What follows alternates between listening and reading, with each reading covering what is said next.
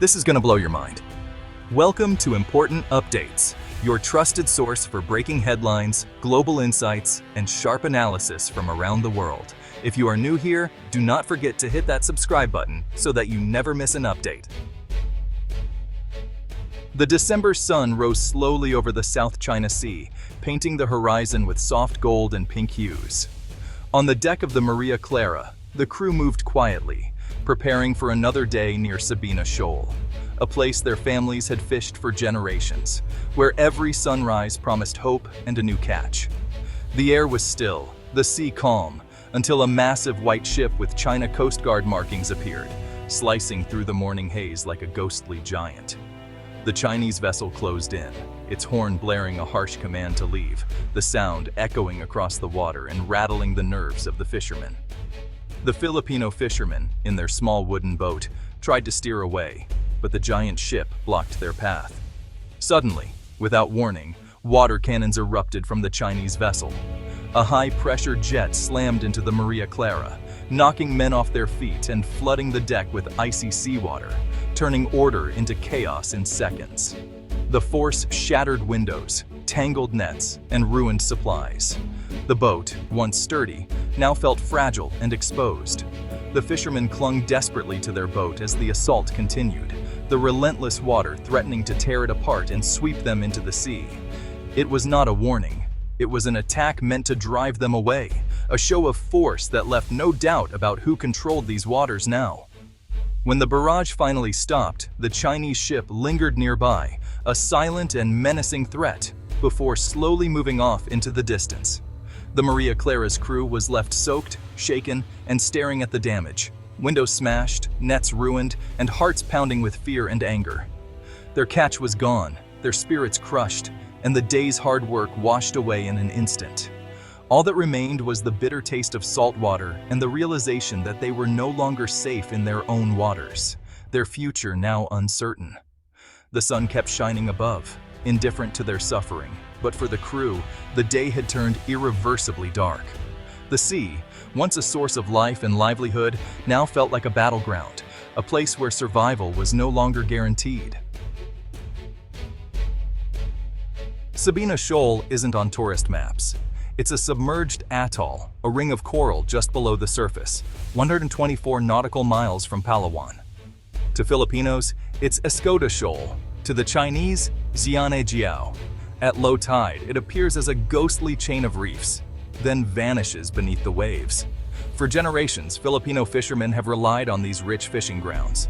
The shoal lies well within the Philippines' exclusive economic zone, making it legally Filipino under international law. But its value goes beyond fish. Whoever controls it can project power, monitor the sea, and build outposts. For the Philippines, it's a buffer. For China, a stepping stone to dominance.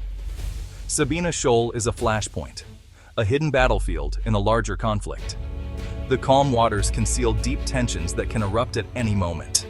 The Maria Clara's ordeal is just one chapter in a long, bitter struggle for control. The December incident began as a routine fishing trip, just like so many before it, for a group of Filipino fishermen. Their destination was Sabina Shoal, a familiar patch of sea where generations had cast their nets. They knew the risks. Chinese vessels had become a constant threat in recent years, but these were their traditional waters, and their livelihoods depended on these trips. Their hopes for a peaceful day vanished when a China Coast Guard ship, numbered 5201, appeared on the horizon and approached aggressively, closing the distance with intimidating speed. The massive vessel blared its horn, hurting the small boats and blocking their escape, making it clear that the fishermen were not welcome. Suddenly, the water cannons fired without warning, sending powerful jets of water crashing onto the decks. High-pressure blasts targeted the boats, damaging equipment, soaking supplies, and knocking men to the deck as chaos erupted. The fishermen, unarmed and defenseless, faced overwhelming force from the much larger and better-equipped vessel. Even after the assault, the Chinese ship shadowed them relentlessly, ensuring they left the area and could not return. The fishermen limped back to Palawan, their trip ruined, their nerves frayed, and their boats battered by the encounter.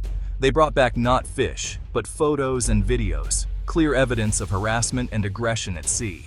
These images would soon spark outrage, fueling debate and bringing global attention to the tense standoff at Sabina Shoal. The confrontation was no accident. It was a message, a warning to all who would challenge China's presence. The world was now watching as the conflict in the South China Sea took center stage. The South China Sea is a global crossroads. Trillions in trade pass through its lanes each year. Control here means economic power and influence over international commerce. Beneath the waves lie untapped reserves of oil and gas, fueling the competition. The Philippines claims Sabina Shoal under international law, specifically UNCLOS, which grants rights within 200 nautical miles of its coast. In 2016, an international tribunal ruled in favor of the Philippines, invalidating China's sweeping claims. But China rejects the ruling, citing its 9-line and centuries-old maps. This clash, law versus history, lies at the heart of the dispute.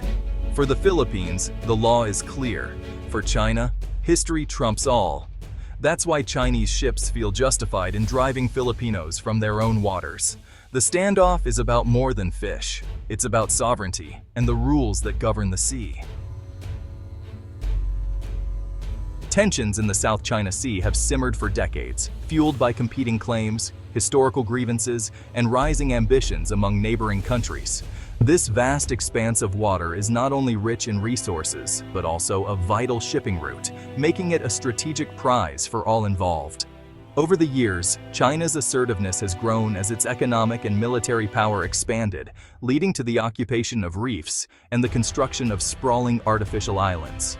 These new outposts have transformed the seascape, allowing China to project power far from its shores.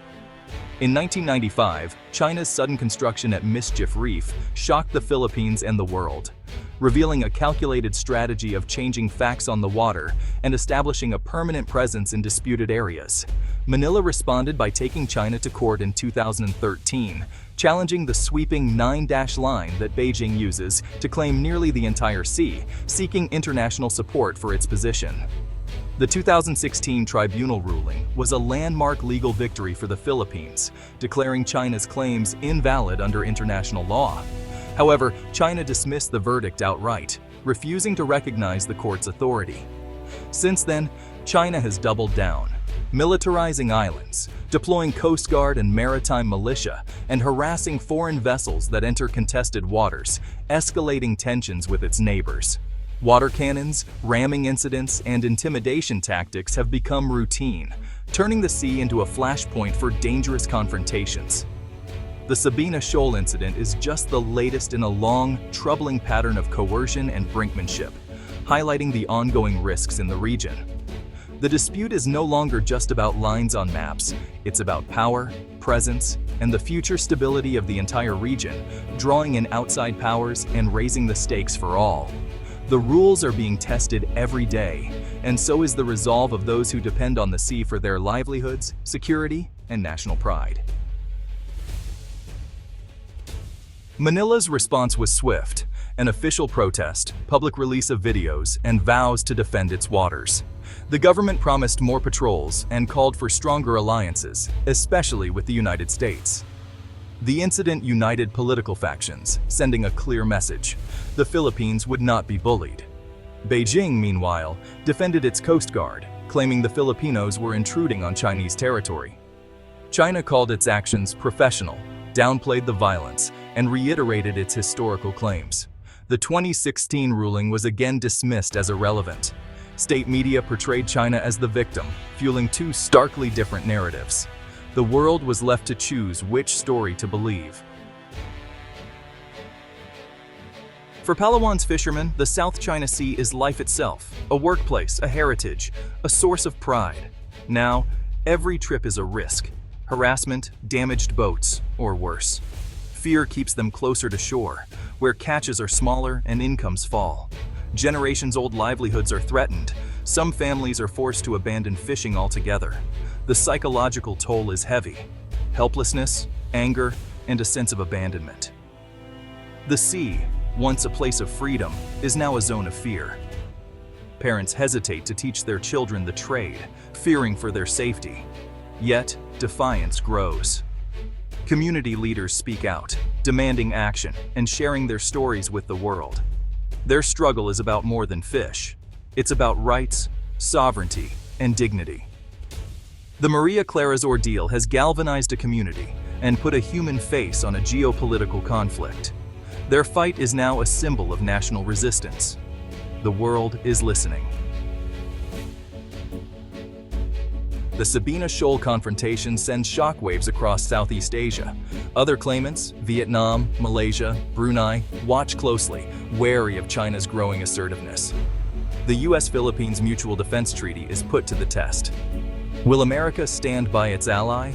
Washington's response could deter further aggression, or embolden it. The incident also challenges international law. China's defiance of the 2016 ruling undermines the rules-based order. If might makes right, smaller nations everywhere are at risk. The stability of global trade is also threatened. Militarization and confrontation raise the risk of escalation and economic disruption. Freedom of navigation is at stake. The world's commerce depends on a stable, predictable South China Sea. The Sabina Shoal incident has sharpened the world's focus on the South China Sea. ASEAN talks with China may gain urgency, but real progress is elusive. The Philippines will likely keep documenting and publicizing China's actions, hoping to rally global support. If diplomacy fails, joint patrols with allies could increase, raising the risk of direct confrontation. The margin for error is thin. A single miscalculation could spark a crisis. The future of the South China Sea hangs in the balance between law and force, cooperation, and conflict. The fate of the Maria Clara's fishermen is tied to this larger struggle. For now, they look to the horizon, hoping for a day when they can fish in peace.